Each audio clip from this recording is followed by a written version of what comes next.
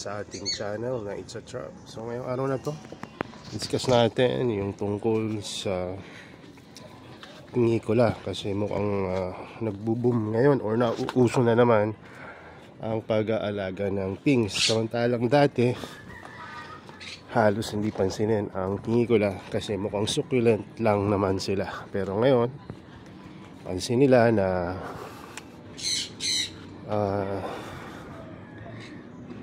ewan ko, napansin siguro nila yung potential ng pinikula kasi bukod sa low maintenance, madalang paramihin at hindi mo matatawaran ang ganda ng pings, no? Pero mo itong simpleng setos, di ba? Mapula siya na hindi pa yan full grown kasi kakapropagate pa lang natin. At napakaraming pings na napakaganda, like yung Cyclosecta. Ayan. Itong Pinicula primuliflora. May typical sa mga Venus flytrap, siguro ito yung typical. Pero to tell you, hindi talaga ito typical. Walang typical na pinicula. Kumbaga, sinabi ko lang na parang typical kasi ito yung pinaka-common, no? Hindi ko pa nakikilala yung mga Agnata, Cyclosecta, pangarap pa lang yan dati. Pero itong Pinicula primuliflora, napakarami na niyan dati pa. At dito tayo nag-umpisa at kumbaga malaking na itulong na ito para matuto tayo sa pag-aalaga ng pings. Kaya kung pang beginner, no, nabibiling kayo first pinicula nyo, napakaganda na ito. Kasi kahit hindi kayo mag-propagate kung saan nanganganak, tignan nyo naman. Tapos kaya niya mabuhay sa pulsan. Ito yung pings na galing sa pulsan na kalalagay ko lang dito. Ayan. Ito naman yung galing sa mga partially shaded. Galing yan sa shaded, tapos ngayon nilagay ko na dito sa partial shaded na lang. So para mabilis na rin lumaki. So mamaya i-discuss ko sa inyo ano yung mga possible na sikreto na hindi nyo pa alam sa pings na ngayon sasabihin na natin. Kasi napakarami na nag-try na ito, kahit yung magagaling hindi sila makapagparami, makapagpalaki. Parang may naiwan akong Pinicula Cyclosecta dito. Ay, may Cyclosecta pa palang naiwan dito. Anyway, lipat ko na lang yan mamaya. So, ito yung Pinicula moranensis, no? Anyway, sa mga Cyclosecta pala, no, nakikita mo yung traits nila. Dati hindi ko ma-identify kung Cyclosecta ba to or moranensis kasi hindi pa nga ako nakapag-alaga ng Cyclosecta. Pero by research saka experience na rin, ganito nangyayari sa Cyclosecta. Yung Cyclosecta, pag hindi mo nilagay sa initan, mukha lang siyang parang normal na moranensis or other pings, no? Pero pagka naarawan na siya kahit mga ilang araw pa lang, no? So nagkikita mo nagbublo na yung pinaka-gilid niyan. So ayun yung indication na sa dami-dami. Ngayon ko lang siya napansin kasi binenta sa akin to ng lahatan, walang mga name yung mga pot nila. Ang sabi lang sa akin, lahat to ay moranensis. So ako naman, sige, baka ang pagkakaalam ko sa moranensis ay ganito talagang moranensis. At lalaki talaga ang moranensis. Itong nakikita nyo, kahit na indicated to as big, no, small pa lang to compared sa talagang full grown na moranensis. So anyway, balik tayo dito. Ayan, ito yung Cyclosecta. Kakaroon na naman pala tayo ng propagate na Cyclosecta kasi tatatlo na lang yung Cyclosecta na medyo good size. Tanggalin ko na nga ito dito. So ayan, tanggalin natin to kasi baka meron pa akong isa dito na Pinicula na pasama. Ito, nag-iisa siya kaya nilagay ko isa sa pinakagilid. So ID pa natin to, kaya ako nilagay rin sa arawan para makita ko yung itotong itsura niya. So isa yan sa mga sikreto na pag gusto nyo makita yung alin dun ang mga ID nila, bukod sa flower, bigyan nyo ng tamang sunlight yan, lalabas yung totoong kulay ng mga yun. So ito yung cyclosecta. Kaya para sabihin nyo naman, hinulaan nyo lang yan sir, hindi cyclosecta yan. Hindi, ito, tingnan nyo yung cyclosecta. Ayun ang lehitimong cyclosecta, itong dalawa. Pansinin nyo yung gilid nya, diba? May blue or dark. Ayan, dark. Ayan, diba? Actually, hindi lang ito yung mga cyclosecta na naghihinala ako na wrong label yung nagbigay sa atin, kasi madalian tong pag-acquire ko na itong mga ito, kaya hindi niya na na-label lahat. So out niya lahat as Moranensis. So ako naman, baka may mga nabentahan pala ako ng Moranensis tapos cyclosecta. Tignan nyo rin, kasi lalo na yung mga umorder ng small, no? Kasi minsan dun ko rin kinuha yun, dun sa side na yun, baka may na ano. So swerte nyo na lang, cyclosecta yung na-receive nyo, hindi yung Moranensis. Mas mahal ng hindi hamak ang cyclosecta kaysa sa Moranensis.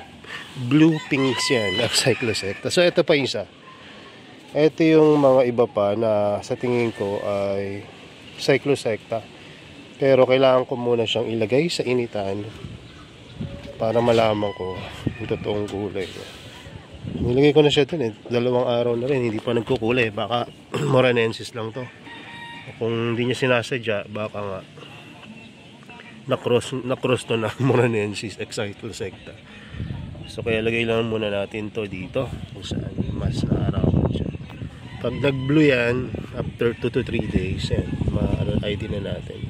So ganun ba kabilis? Oo, ganun kabilis pag sa mga pinks. Hindi tulad sa BFT, abutin ka na 1 buwan hanggang 3 buwan. Pero dito sa mga pinks, saglit lang sila makita, ma-ID.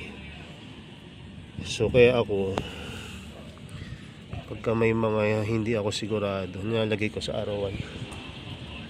Tapos hintay mag-flower, ay yun yung pinaka, para malaman mo talaga, no, bukod sa itsura, sa flower talaga. So ayan, so hintayin ko lang mag-germinate, magkulay yung iba. Anyway, nandito na rin naman tayo. Pakita ko na ibang mga pinks dito. Ayan. Ayan. So ang pinks, daling paramihin, maganda, at sikat ni sikat sa mga nagte-terrarium ng mga ano ba yan? Polidarium, terrarium no? Na mga setup. At ang maganda kasi sa mga pinks, gusto nila yung maliliit. Yung mas maliit na rosette na maganda, mas okay sa kanila kasi gusto nila yung gano'n. Tapos may sekreto kong sasabihin sa inyo, no? At maaring dito nyo lang maririnig, no? By experience kasi ito, hindi naman ito nakalagay sa anong libro or forums or written reference. Ang mga pinks, no, kapag nasa lilim sila, like itong Pingicula Aphrodite natin na dambuhala na, tingnan nyo kung gaano kalalaki ang pinks na Aphrodite. Ayan ang Pingicula Aphrodite kapag nasa lilim. Lalo na pag mas nililim nyo pa yan, mas malaki pa yan. So tingnan nyo yung Aphrodite na same age o baka mas matanda pa dyan, pero nasa pulsan. Remember kasing edad niya to o baka mas matanda pa to. Ganyan ang itsura at kasing laki ang Pingicula Aphrodite. So dun sa mga iba, baka nagkaroon na kayo ng eureka moment after seeing this, no? Sabihin nyo, ay, ganyan yung akin sir Oo, kasi napakaganda ng ilaw mo at inalagaan mo siya sa indoor. Subukan mo siyang alagaan sa window silang o kaya lilim. Yung ganyang kalaki mong pinks ay magiging ganun na kalaki. So pwede mo siyang sadyain na paliitin sa pagbibigay sa kanya ng more sunlight. Liliit siya, tatalas yung mga leaf, at magmumukha siyang starfish. Ito bababa yan Laging lima lang yung kanyang leaf, no, pagka nasa outdoor at pulsan. Pastar lang talaga siya. Saka mas makulay yan pagka mas mainit yung panahon. Hingal na ako. So ito naman, ang maganda rin sa pinks ay ganito. Kung ipapadala nyo siya, halimbawa from Luzon to Mindanao, mas maganda kung Dati kasi pinapadala namin yan nakapat na. Pero ngayon, I suggest na wag na lang natin ipat kung bibili yung mga taga Mindanao from Luzon, no? Kasi ang gawin na lang natin, walang medium, no? Nakalagay lang siya sa towel, bulak, or kahit anong fiber na pwedeng keep them na dry lang. Sabihin nyo, sir, napakainit ngayon, kaya nga nahihilo-hilo tayo sa labas. Hindi kaya matuyo yun. Matutuyo yun unless may gagawin tayo sa biyahe. So, hindi ko muna sasabihin kung anong gagawin, pero to give you an idea, basta dapat walang medium pero malamig. O yun, alam nyo na siguro gagawin. Ginawa na natin yan dati sa mga BFT natin noong pandemic, nung nagpapadala tayo ng 2 linggo na biyahe pero buhay pa rin. So yung nakabili sa atin dati, alam nyo yun kung paano yun. So hindi ko napapaliwanag, tungkol naman to sa pingi at hindi naman to tungkol sa packaging, di ba? So ang nakikita nyo dito, yung mga bagong batches ng pings na ating i-release after siguro 2 to 3 months, dahil mas matagal pala ang paglaki ng pingikula kapag galing sa Gimea. Gimea, leaf yun or growth na galing sa dormant leaves, no, ng plant. So, ang Gimea ay gantong itsura. Yan ay yung mga yan. Ayan, no. So, madali rin siya mag-sprout pero matagal yung growth niya kumpara sa leaf, no? Dahil mas maliit siya eh. Pero buhay pa rin, no? Mas mabagal yung paglaki niya pero mas marami yung nilalabas niyang plantlets, no? Kumpara dun sa by leaf, no? Sa leaf lang, mga 1 hanggang 2 lang yan. Marami na yung 3, no? Kumbaga swerte mo na kung maging 3. Pero sa ano po, sa Gimea, 2 or more ang nilalabas niyang plantlets. So patunayan natin, no? Dito sa video na to. Ito yung isang Gimea na, ay sorry talaga, tinanim natin. Sobrang labo yata ng camera ko. Wait lang ayusin natin. Ayan, P4K resolution ko para kahit pa paano may laban tayo sa zoom. So ayan, dito ang isa na Gimea. Ayan, tumubo na, may 2 growth point na, di ba? So isang Gimea lang yan. Tapos sana pa tayo ng iba. Gimea. Tsaka sa Gimea, mas marami kasing Gimea ang mga pings pagka nag-dormant sila. Nagdo-dormant lang yan pagka winter. Galing kasi sa nag-winter na bansa itong binili ko. Kaya dumating sa akin na puro Gimea lang siya. So ngayon, ayan, pinano ko na. Pinropagate ko na agad pagdating. Ito mga 2-3 yan, or more. No? So ayun, no? Pagka Gimea, mas maraming growth point pero para sa akin mas mabagal. Pagka leaf, 1 or 2, pinakamaraming 3 pero mas mabilis yung growth. No, parang 2 hanggang 3 buwan meron ka ng small to medium size na plants. So ano ba yung mga cultivar na abangan nyo? Maaring meron na to sa market pero dito sa atin ngayon pa lang at outdoor grown to. Mas madaling alagaan, buhayin. Hindi natutunaw agad-agad. So El Mirador, ayan. Itong isa. Ito naman, ito yung pangarap ko. Kung sa lahat, ito yung pinaka inaabangan ko. Scarlet Knight. Ayan. Ilan pa lang yung meron yan. Tapos, ito pinakamadaling paramihin, Florian. Ito yung una nag-germinate sa lahat ng... Sabay-sabay ko kasi silang pinropagate. So, may gagambang talon. Ayan. So, ayan pa rin. Ayan. So, ayan. Naparami agad natin from one plantlet. Naging, ayan, marami-rami na sila. At nag-germinate na rin yung iba. At sa pingis pala, kapag dumating sa inyo na puti na, yung wala na, hindi, yung photosynthesis niya nahadlangan dahil nga sa mahaba-habang biyahe tulad ng mga to nung una. Parawan, nyo lang, i-expose nyo lang sa medyo maliwanag tulad ng area na ganito. Na shaded area, medyo malamig ng kaunti, pero mahalaga yung mahangin eh. At yung air circulation ay yung isa sa mga pinakamahalaga sa pag-aalaga ng pings. Kaya kung mapapansin nyo, no, nahihirapan yung iba, no. So sige nga, sasabihin ko na. So ito, no, kaya sa tingin ko nahihirapan yung iba doon sa iba na nagtatry mag-alaga na ito kahit na mga master na sila sa ibang mga carnivorous plant, dahil inaalagaan nila to sa high humidity. Alam kasi natin na high humidity ay yung pinaka the best talaga, no, to acclimate and to propagate, no. Pero sa mga pings, since malalambot sila, or hindi sila tulad ng iba na matitigas yung body nila, di ba? Etong pings talagang malambot eh, para kang nagmawak ng no? Basta malambot yung pings, no, kumpara sa ibang mga carnivorous plant, at hindi siya, wala siyang parang hardwood, no. So ang maganda sa pings, no, manahanginan siya, pero hindi yung to the point na magiging bone dry. Gusto niya moist, na medyo maganda-ganda yung air circulation. Bakit kamo? Kasi pag sa indoor nyo ginagawa to, madaling natutunaw. Bakit? Dahil bukod sa mainit, walang air circulation. Alam na natin, pag indoor at medyo baguhan pa, no, medyo hindi pa na-manage yung algae. Tapos yun ang kumakain.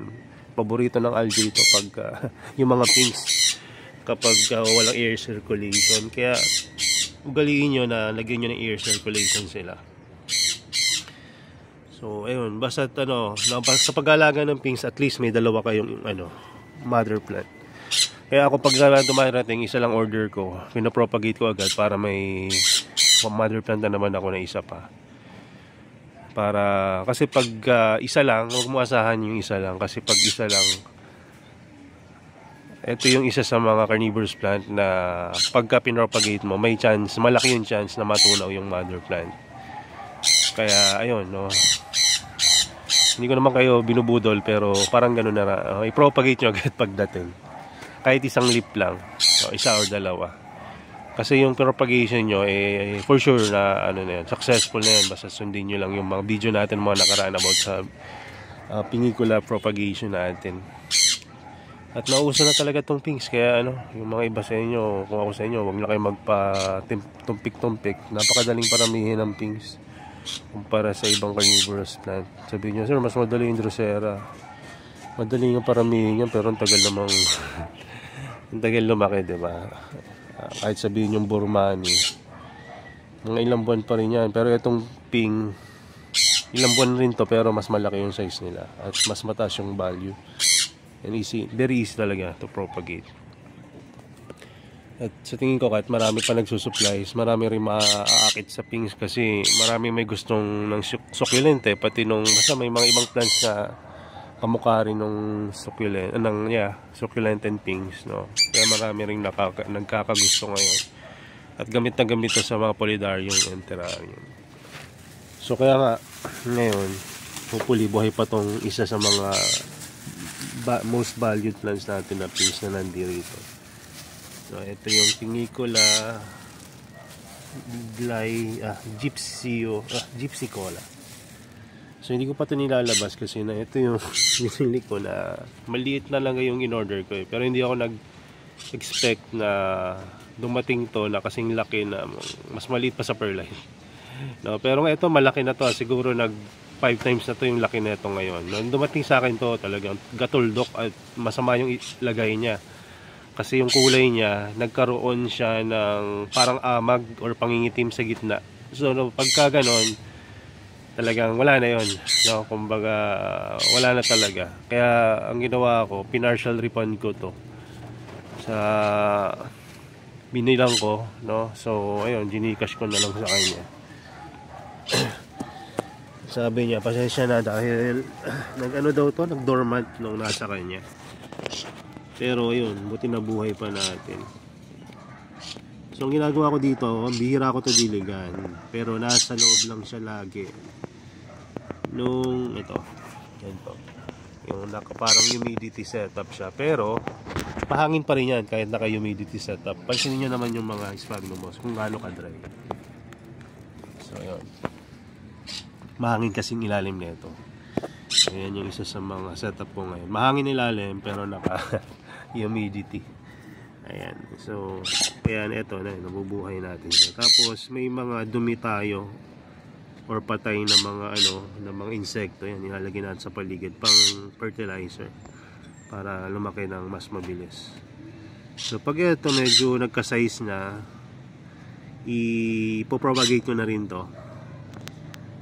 Ayan. Tapos, mag-release na rin tayo nito after siguro ng 3 to 4 months meron na tayong mga propagation na ito. Hindi ko alam kung gaano kalaki, no? Kasi hindi ko pa alam kung gaano ito kabilis i-propagate or kung magiging successful ba talaga ako sa propagation na ito.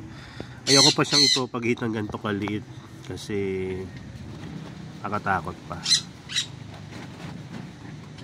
Ayan. So, sana maparami natin. May tumatambay na biso. Ito yung isang project ko rin na bago ngayon. Hindi ko pa sinishare sa inyo kasi hindi ko pa ako nakapag-training eh.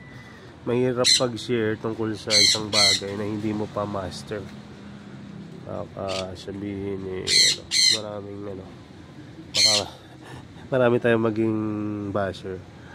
At sa totoo lang, walang gusto magbenta sa akin na ito. Itong stingless bee. At pati yung mga bee na apis. Kasi alam nila na may carnivorous plant tayo. Kala nila ipapakain ko to, hindi kaya. Kailangan ko lang pollinator. So kung papakain mo, ang papakain ko yung mga patay na bees or dumi nila. Ayun, ang dami-dami kaya. So bakit ko pa kailangan patayin yung bees, no? Tulungan natin yan dito sa pag-pollinate ng mga halaman natin. But anyway, sa ibang video ko na ipapaliwanag yung tungkol sa bee at kung ano yung benefits na ito carnivorous plant. So, pinakita ko lang ngayon yung tungkol sa mga pings natin. Ayan. May iba pang mga project tayong gustong gawin kaya lang tagal ng ulan. Hindi tayo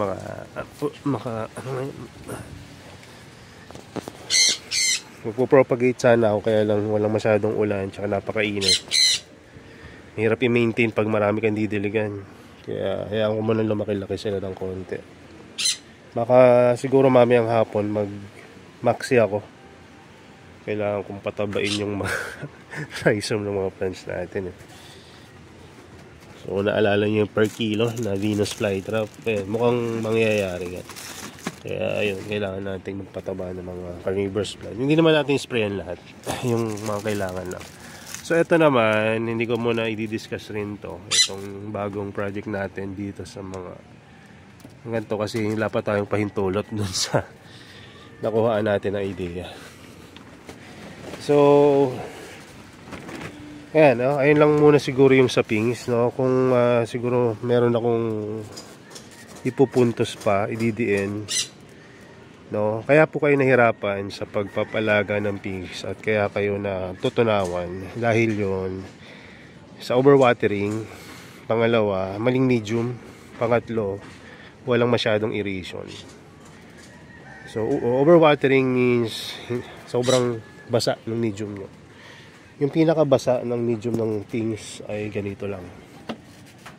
Yan, no? At hindi yan tinatagalan yung ganyang kabasa. Nagkataon lang na binabad ko ito ng isang gabi. Ngayon ko lang nilabas ulit. So ayaw nila ng sobrang basa. Ang mga pingikula po ay nabubuhay sa tabi ng ilat or bangin. Ganyan. Kasi so sa pagsabangin, laging tuyo yung lugar na yon. Daanan ng tubig pero natutuyo agad. Kasi malakas ang hangin sa lugar na yun. At uneven yung surface. Pababa, matarik. Pangalawa, ano pa ba yung sinabi ko? Overwatering, maling medium, no? Maling medium meaning na ginagaya nyo yung medium sa ibang bansa, no? Or yung talagang medium nila talaga sa wild, no? Eh, sa Pilipinas tayo eh.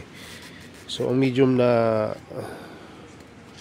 para sa akin, best sa kanila kung sa Philippines ay mag-aalaga na ganito yung klima eh, sphagnumos and perlite, tapos pure sphagnumos yung ibabaw. Para sa akin lang, personal choice ko yan kasi doon ko na paparami yung pings ko, no? Halimbawa isang pings gusto kong gawin agad na 8, no? Ipopropagate ko yan doon sa pure sphagnumos. So after sometimes meron na akong 8 plantlet. So kung may mamatay man dyan, isa. Marami ano na yun, kumbaga ano na yun, kumbaga may naginawa ka ng mali nun. Kumbaga may mali yung pagkakatanim mo or naangat during the time ng paghihintay mo para mag-germinate.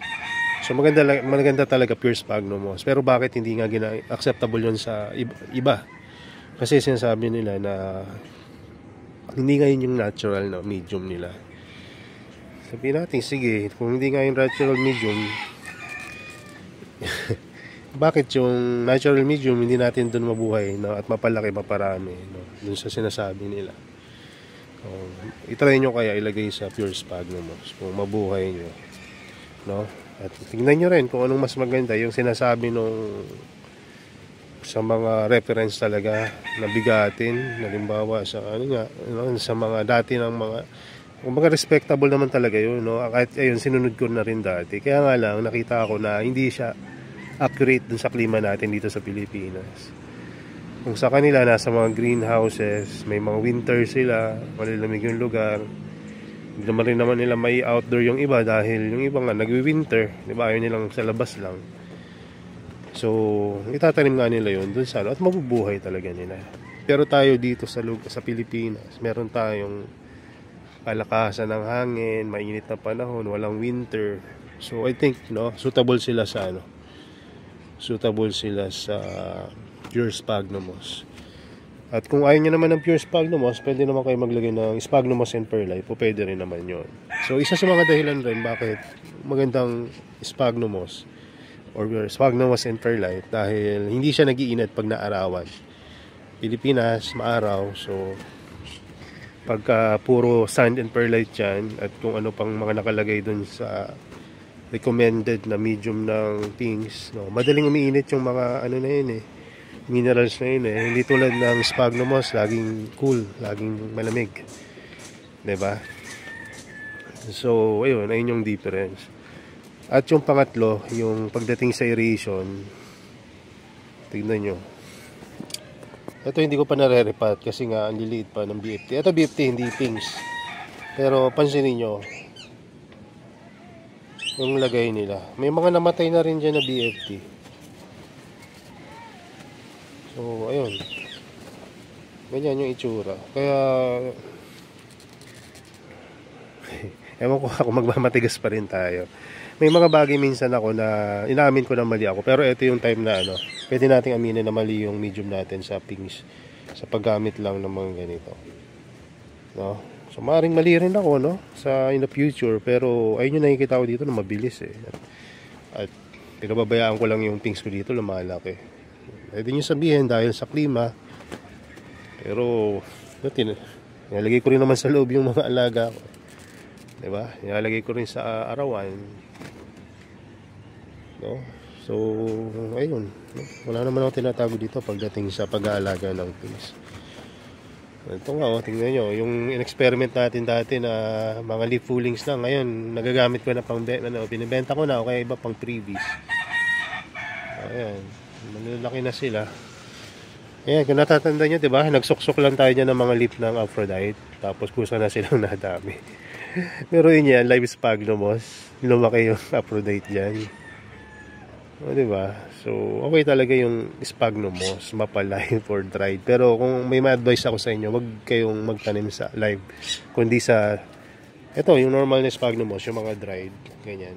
Kasi kung sa live, may mga time na ayaw ng pinks yung live talaga kasi natutunaw yung mga sa ilalim na yung mga ilalim na plant, yung mga leaf nila. Tingnan nyo kung gaano kaganda yung root system nila pagka sa pure sphagnum moss. Makukuha nyo ba yan kung pagdating sa dun sa sinasabi nilang medium na recommended ko, Ako naman, hindi ko naman sila kumbaga kinokontra. Kumbaga gusto ko lang naman i-try nyo, pag maging successful kayo, hindi ko naman mag-thank you kayo, kumbaga lang sinare ko sa inyo kung ano yung para sa akin mas maganda kaysa dun sa recommended nung karamihan. So yun. At ano pa ba? Huwag nakakalimutan natin sa pinks pala ito ha. Para 100% talaga hindi mamatay yung mga propagation nyo. May mga time na natutunaw yung mga dulo ng pinks, no, during the time na kayo ay nagpo-propagate. So kuha tayo ng gunting, sabihin gunting natin. Para i-demo ko na lang rin. So yung gunting ko dito, ito. So minsan, pag nagtatanim kayo ng pinks, may mga natutunaw na dulo. Ano na lang sa inyo, isa-sample natin. Ayan. So, yung dulo, ayan, natutunaw yan. So, wala nang chance na mabuhay pa yan, di ba? Pero kung puputulin nyo hanggang doon sa may rat, itanim nyo pa rin to, parehas yan magkakaroon ng growth. So, may dalawa kayong hihintayin na pinks kesa sa isa lang na usual na nangyayari. Baka nga, more than that pa yung ma-produce nyo. So, ayan, pwede nyo ito, itanim nyo uli. Tandaan nyo, may tinanim tayo dyan. Mabubuhay pa rin yan. Tapos, etong pinagputulan nyo, tanim nyo uli yan. No, yung sinasabi ko kanina na nagra-rat, no, kapag may rat na, ikat nyo na lang yung may rat. Tapos, pwede nyo itanim yung may rat pa rin. Tapos, yung walang rat na area ng leaf, itanim nyo rin. So, para mas mataas yung chance yung magkaroon ng propagation, no, ng pinks. So, yun lang muna. At sa tingin ko, it's more than enough. No? At pwede nyong ulit-ulitin yung propagation na yun sa pinks. Tanggalan siya ng leaf. Siguro, maximum na ng 2 to 3 times. No, pag after nun, pagpahingahin nyo muna ng mga 3 hanggang 6 na buwan. Tsaka nyo uli-ulitin. Kasi, kung halimbawa, no, tinanggalan ko ngayon, tapos lumipas lang yung, let's say, 3 linggo hanggang 1 buwan, nag-roset uli siya ng maganda. Tinanggalan ko uli, propagate uli. So, magro-roset uli pero mas mabagal na. So, hanggang 2 lang. Kasi kung tatatluhin nyo, liliit yung mother plant nyo, kaya mamamatay na tuluyan. Pwede nyo rin naman gawin yun, kaya lang, sayang yung mother plant. Kawawa naman, di ba? Kumbaga, nag-produce na nga siya ng more than 10 propagation. Sakripisyo nyo pa siya. Kawawa naman yun. So, itiran nyo na yung mother plant. So, ganun kasi yung nangyari sa akin sa dati kong mga pinks na pinropagate. No, kumbaga,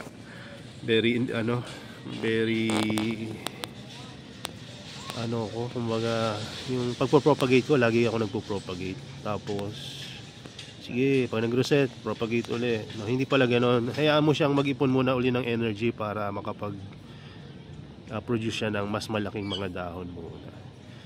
So, ang gawin nyo, after ng isang propagation, pag-rosetin nyo ulit isang ganyan, pahabain nyo ng konti, propagate ulit. After noon, pagpahingahin nyo na muna ng 3 hanggang 6 na buwan bago ulit kayo mag-propagate.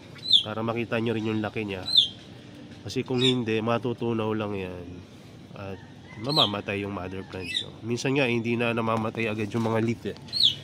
Root, agad na yung root rot agad. No, nabubulok ka, sudden death yung nangyayari.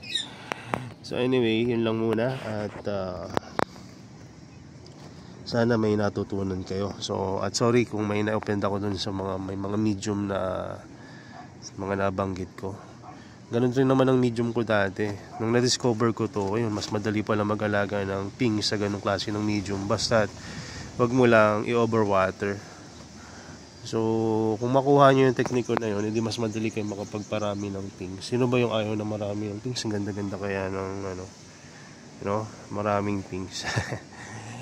Maganda yung niya, yung itsura niya pagka samba. Pakita ko sa inyo yung ganyan, pagtabi-tabi. Ang ganda tingnan. So, yun lang muna. Salamat sa inyong panonood. At ako ay may asikasuhin pa pala ako. Merong mga pag napadaan pala kayo sa Parañaque Market. 2 linggo naman to, kaya kung mapanood nyo to, maaring nandun pa rin sila. May kaibigan ako na nagbebenta ng mga plants doon. Strawberries and ornamentals, pati na rin mga usual na mga halaman na tinitinda sa Tagaytay and Silang. So taga Parañaque siya, may lupa lang rin siya sa Silang. So sabi niya sa akin, Padala ka nga dito ng halaman mo kasi na-sold out doon yung mga halaman niya. So papadala ako ngayon sa kanya. No, so halos same price lang, no, baka nga mas mura pa doon. Yung kasi bibenta ko sa kanya yan ng mura. Kasi nga tropa yun eh. Siya yung isa sa dahilan kung bakit ako nag-carnivorous plant. Pangarap niyang magkaroon ng tindahan ng Nepenthes dati. At sabi ko, ay sige, kung Nepenthes sa'yo, Venus flytrap sa akin. No? So mas nauna lang akong kinasa yung pag-Venus flytrap. At ito na nga tayo ngayon.